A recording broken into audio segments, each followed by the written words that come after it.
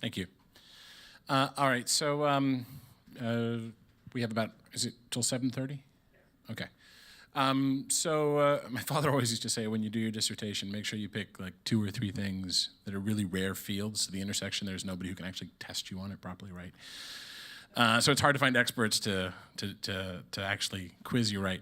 So like an example for that might be marine biology, mathematics, and ancient Hittite or something like that. If anybody knows of a dissertation like that, let me know.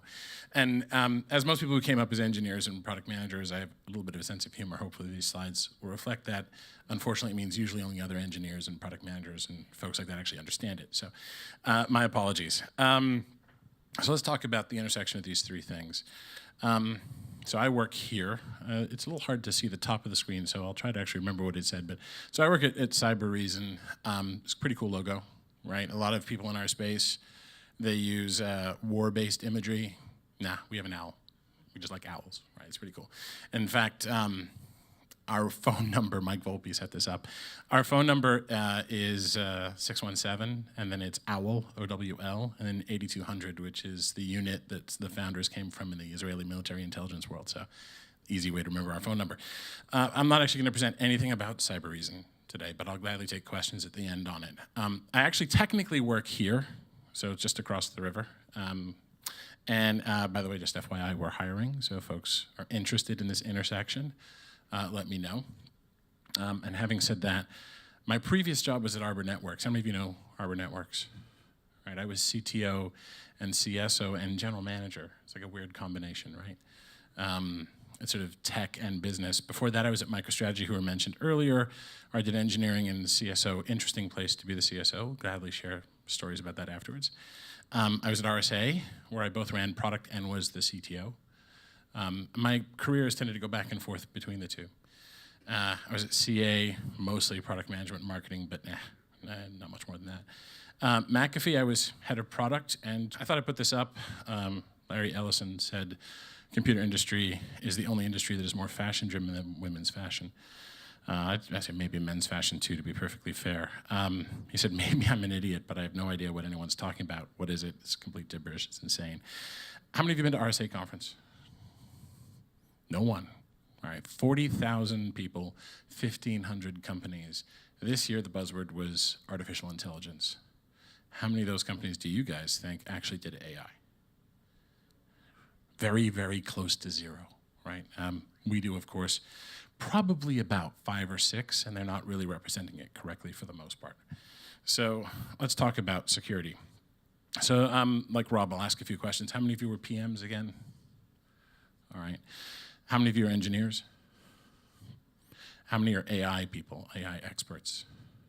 Okay. Anyone do security for a living? Very few, a couple. It says managers, how many of you manage people as opposed to actual code? Okay. I wanted to get a feel for that because if you'd all been hands up for all of it, it would be a different conversation. So I put a few slides together, what does product management done right look like? Product management, CEOs don't usually like to hear it, but they're the mini CEO, right? Like little CEO. When it's done right, we know what it looks like. There's a smiley face you can't see up above, but all this stuff works together. The customers are happy, your company grows, profit is deep, of course. Sales sells what you make. That's a biggie, right? Marketing tells stories about what we do. Engineering builds what matters ahead of time, and it's freaking awesome, right? Operations support get ahead of the answers, and management has levers. The future looks bright. What does it look like when it's wrong? I put them all in different colors, right? Customers are miserable, generally speaking. You know these companies. A company is flat to negative. Profits are shrinking. It's getting more expensive to maintain, but sales sells whatever it can. And the product managers then have these fixed commits, things they have to do to keep deals, to prevent people from leaving. Marketing tells stories that are not about us, or it's about whatever's being debated out there. How much you want to bet that a lot of people at RSA conference talking AI because their competition is talking AI? That buzz is happening. I have a marketing bingo card I publish every year for RSA conference.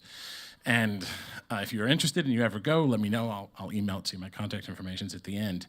But security is, if IT is really driven as fashion, security is worse. there are definite hype cycles. Engineering builds something. All the engineers in the room, you want to make stuff. You will think of things to make. May not be relevant, right? It'll be more of a thought exercise. Marketing will tell stories, I said. Operations and support is screaming for help. Management is arbitrary and people want to leave. You can spot those.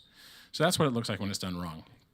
So what does it look like? This is a word chart. Don't worry about the details. Find one of the top level bullets you like and drill into it.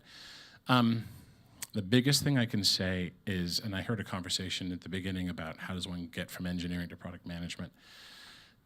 Know the customer, first-hand data, right? Make sure that you understand the actual experiences of the users and bring that back. Number two, process. It can be as informal as you like, but show your homework. Good product managers don't hide that they don't have all the answers. I have 2 children, and I want to raise them right. And the best piece of advice I think I could glean from the webs and stuff like that was don't reward them for traits, reward them for how they learn, for processes, right? You don't say you're so smart, you say I love how you learn. Otherwise, if you just say, hey, you're so smart, the first time they don't have an answer, they're defeated. But if you praise process, they get better. And product managers' authority stems from first-hand data and process. And that means that they don't get stuck in a corner when they're wrong, right? So be customer-centric, really know your customer, get out ahead of it. There's almost no SaaS in my industry, right? In security, it's about $80 billion a year are spent globally in security products. Staggering number. Most of it claims SaaS somewhere, like it's a SaaS option. What they really mean is workloads running on somebody else's stuff, right? It's not truly SaaS, but you'll see why this is relevant later because the security problem is screaming for something that can be kept up to date and current for some really interesting reasons. Understand and get agreement on what problems really are. Frankly, product management is about human organization. That's why I talked about what it looks like when it's good. Don't be the smartest person in the room. Don't be a settlement lawyer. So product managers who are out there going, how do I do my job? It is not to get consensus, right? You are not there to get everybody happy with the direction, right? I should say it's not to get unanimity. It's to get you all moving in the same direction. And you have to passionately defend your product and your technology. And I said, don't hide your work, lead from the front, and cut things to ship, right? Shipping is the art of cutting. That's it. So, security. What's the big problem in security? How many people have heard the definition confidentiality, integrity, and availability? CIA. Sometimes non-repudiation gets added to it. Bruce Schneier did that. That's what security is about. It's about making sure that only the people who should be part of a transaction are, that it hasn't been modified by someone else, and that it is always there and accessible. In some instances, especially with financial transactions, neither party can later claim something didn't happen. That's all it is.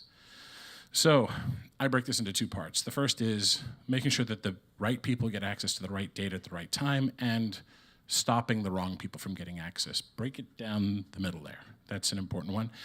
And it's a moving target. Not only are there more users coming online and more clients like phones and IoT, more data, more applications, more infrastructure, every transaction, every relationship in there has to do these 2 things. Ensure the right people can do things and the wrong people can't. And the opponent is intelligent and motivated. So the challenge is to be fast like machines in a security department at processing things, but smart like humans. Does that sound like something AI could help with? Right, that PAC framework I loved earlier, every one of the things that an AI can help with the security problem, but it's the very definition of a drifting data set. So just to emphasize it, this is the only part of IT that has, not GANs, has extremely intelligent opponents changing the game all the time. Soak that in for a second, because there's clearly applications for AIs that will help, and it is a very difficult thing to get right. Because the bad guys are going, whatever you build, if you could build the perfect security, people would find ways around it. Immediately, by definition. It's harder to make a building than it is to tear it down. And that's what the opponents are doing for a variety of reasons. This breaks down into a few problems that I think AI can help with most efficiently and soon. The first one is around identities, part of the allowing the good thing, making the right people access the right data. So you can get strong authentication. You can really prove you are who you say you are, not just with tokens, right? I can diss him, I used to work at RSA, right? Not just those keychains that change numbers or applications or texts. And also authorization. Think about how complex the communications are in the world with all these devices and people. You shouldn't have to write a policy for how each one of these things is going to behave. And you should be able to block things, like actually stop bad stuff from happening. You guys all saw WannaCry recently, the ransomware that went around the world. Terrified a lot of folks, didn't hit America quite as hard as it could have. Well, you should be able to prevent malware. That's bad applications that are released or unleashed or used by hackers. MalOps is a term that we actually coined, stands for malicious operations. The people behind the tools, you should be able to spot those. Hollywood's done us a bit of a disservice, right? If you watch a movie, there's usually a hacker, got a bit of an accent, dresses kind of flashy, sometimes has a hoodie, right? Starts typing, goes, I'll hack them, hits enter and goes, we're done. Doesn't work that way. It takes a little longer. Usually they go in, and it takes days or weeks to actually infiltrate a network, be able to come back with impunity, find the thing they want, and get it out, usually. And aside from ransomware, real malicious operations, that should be stoppable. And it's a lot like finding a needle in a haystack of needles, or a needle stack. So, why is this a big deal for security? Why is AI's advent in security will make our jobs actually tenable and improvable. The biggest problem right now is that the bad guys can choose, it's called an asymmetry in warfare, right? When one side has an advantage that the other side doesn't. Look to World War I as an example of this. The asymmetry lay with the defense. Not a nice place to be on a World War I battlefield, but if you had to be there, you'd want to be on the defending side. You're hidden in a bunker, you have a machine gun, not running across the ground, right? World War II flipped it. Mobility combined arms meant that the offense had all the advantages. By far, the leverage and the asymmetry lie with the attackers today. They get to choose from thousands of vulnerabilities, and when they're in, they expand, and then you can't find them. AI might let us turn the tables and say every time that they move, there's a chance that they'll pop something up, bring it to attention, or make it stoppable. So, actual intelligent men and women have to defend everywhere, at scale, all the time, and the bad guys get to pick their spot. And you guys know who wins, right? You see it in the press. And it's getting worse. So AI can change the game. Having said that, I actually want to share something I did badly. I know people don't usually get on stage and share their failures, but I think sharing a failure might help with something very important here. And maybe this will apply outside of security. So for all those of you who aren't security, which is all but 3 of you, if I count the hands right, maybe there's a lesson in here. So most business schools teach you need metrics, and then you need processes, and then you need to go to Gemba, you may have heard, root cause analysis. It's a business thing, right? I mean, we do it obviously on the tech side, but people like to set up processes like operations desks and manufacturing. And they say, okay, something bad happens, you get some stimulus, you analyze it, you come up with a response, you measure that response, you learn, and then you repeat.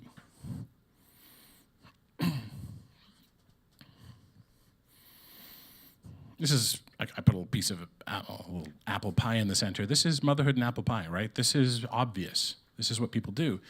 You get value from people and processes in management. Accountability, data, it's all verifiable, it's communicable, it's comforting, it's meaningful, you can do it, you can improve it as you go. And sounds right so far, right?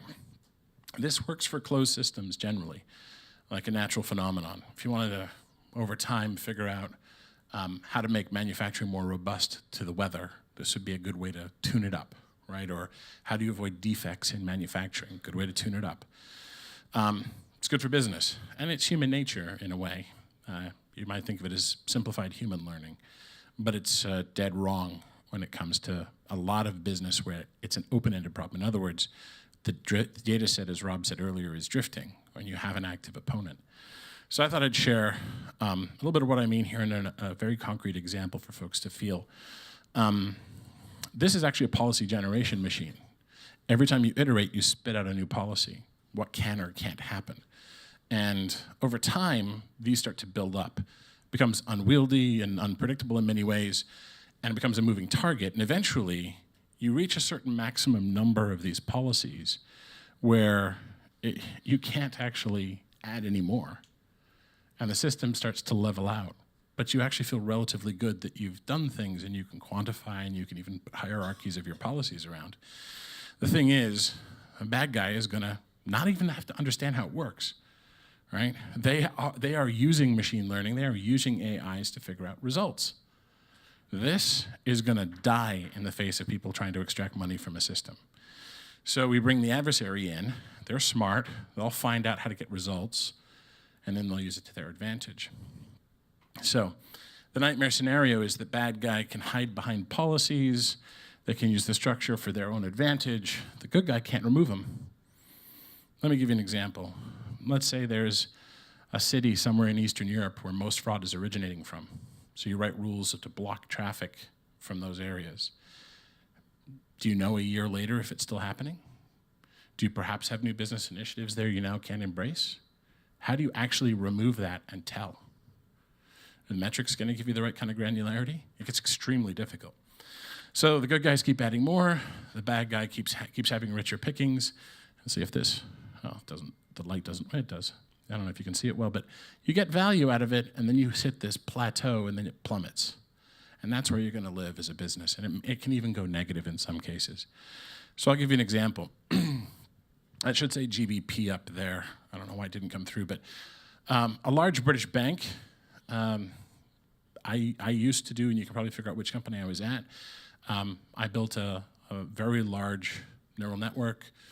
Part of it involved naive Bayesian analysis, but lots of ways of slicing data ahead of time to come up with hypotheses that would then be fed over and trained, because there's an amazing learning set. It's called chargebacks.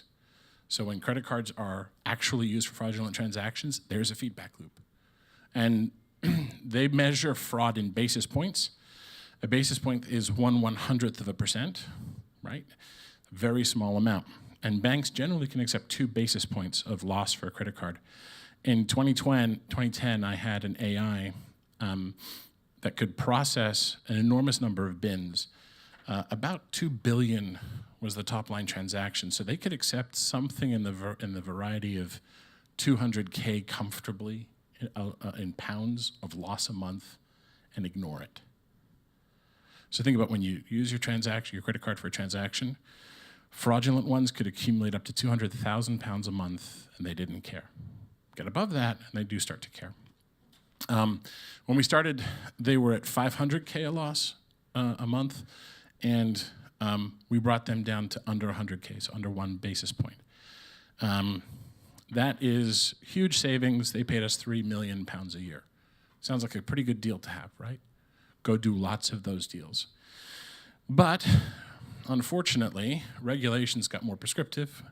Losses started creeping up, going up, and answers were demanded by the bank. How can you guys not be stopping this? We're actually going to sue you for the increase in losses we've seen, they said to us. We said, no, that's not going to happen. It turned out when we dove into it, the transaction volume had increased because this was for card not present transactions, not even swiped at a machine. This was for online. And crime had moved more to online because of chip and PIN that was being used in Britain and in Europe. And they'd put a policy system, it turned out, right in front of us. That machine that I just showed you lived in front of us. So guess what? We weren't getting the full data set to learn from. So we were becoming less effective. We were perceived as arrogant because we couldn't say why our AI was behaving the way it was, and they fired us. All right. It does have a happier story. This was not a good moment in my career. So it got ugly, but on a 4 billion transaction volume, fraud went up to £3 million a month after we were fired. Right? Think about that. Executives got put on personal improvement plans. They don't like that. They don't. I'm telling you right now. That's what they do to others, right? So we said, hey, you've got to turn off the rule system. And they were like, but we can't. I said, I'm sorry that we sound arrogant, but you have to turn it off and just go based on the data. And this took nearly 6 months of convincing from when they started to complain until we came back to the table, because if they turned us off and it jumped to 3 million, there's a problem, right? In the first month, we got to 5 basis points of loss. In the second month to 2, and the third to 0.5. Wow, right? Actually, we renewed with them for 9 million a year because I saw it. But then they started to say, but can you add this feature? And can you add this feature? And can you add this feature? And it got really hard to say no. It got really hard to build a system that could handle this need that the bank had. So what are the lessons for product management? And I don't know what you would call the bias here, but there is a need for management and management infrastructures to feel control, to take action, to be learning, to be improving, and these are good things. But they could not understand the internal workings of our AI, and we ourselves had a hard time explaining it beyond bits and bytes that would make sense to a business stakeholder who's paying us, at the time, $3 million a year, right? So things for you to consider. Did my product management team and did I really know the customer? We knew a lot of the people who worked with us, but did we know the business level of the customer? Did we all agree on the problem? I don't think we did. Executives needed control systems that showed they took action when things happened. They needed to demonstrate compliance. They needed to be able to prescriptively say things. And that actually was going to break our AI in the way that we operated. Just to go on the record, our sales, our executives, our engineers, our ops weren't all even talking the same language. We didn't defend ourselves with our customers well. And we should have. It sounded to them like we were just trying to save a deal when we were defending our AI. That's what it sounded like. We even thought that's what we were doing ourselves. It was a hard thing to express. Afterwards, we did well. I think we were arrogant, actually, which is a horrible thing to say. But question for you guys is, if you were in the same position, what would you have done the next day you got the deal back? How would you have changed it? In our case, it was very difficult to get good at representing the case of the AI. And here's where the intersection of these two things come together. AI can change security. Machine learning, even relatively simple machine learning, can apply to make lives better right now and prevent breaches and prevent hacking in a pretty dramatic way. But even if we could solve the problem, would the people who are using it be able to consume it and work with it and operate with it in how they do their jobs? So I would say go back to these principles. If you are a security person, the 3 of you in the room, how would you apply it? And how would you actually make sure that it was being consumed correctly and used correctly without having to change how the customer works? For those of you who aren't in security, do you have a parallel problem? Is there some business problem that you can solve that may not be consumable by operations for any number of reasons? Can an AI that's sufficiently intelligent not threaten the customers who are going to consume and use it for their business problems? And hopefully the answer to that is you'll find a way to navigate through it. No, right? Otherwise, it's just not going to take off. So if you're curious about cyber reason, we actually do take customer value as our first job. I sometimes say to customers who are looking to join us, they say, well, can you build this thing? Can you build that thing? I say, yeah, but I have to tell you, after you buy, I'm going to be listening to you a lot more because I need you to get value out of what we do. And it's a way of saying that I'm not just going to add a feature to get a sale. When you're on board, I'm actually going to try and get you to use what we produce. Hopefully that comes through in sincerity with them, and it will with you when you also speak to your customers. I think the only thing here that I would emphasize is being an agile shop is a really important one, and then delivering software as a service is important. I have bad guys who are innovating extremely quickly. What's scary about WannaCry, if you go look at it, isn't what it did or nearly did. It's that there were 2 versions, and they were a month apart. And it looks like they had 2 sprints that each lasted 2 weeks. It looks like about 3 teams. from the outside, right? And they could change code that's running, and people are like, oh, they're not very professional, they made this mistake. Think they'll get it right in another 2 weeks? We'll see. How many security departments are likewise that way? How many security product vendors are likewise agile, truly agile? I addressed a room of 500 security professionals and asked them, how many of you work in companies where agile is important? And every hand went up. How many of you use agile in security? 5 stayed up, right? So they are out there, but there's not enough of it yet. So I'm gonna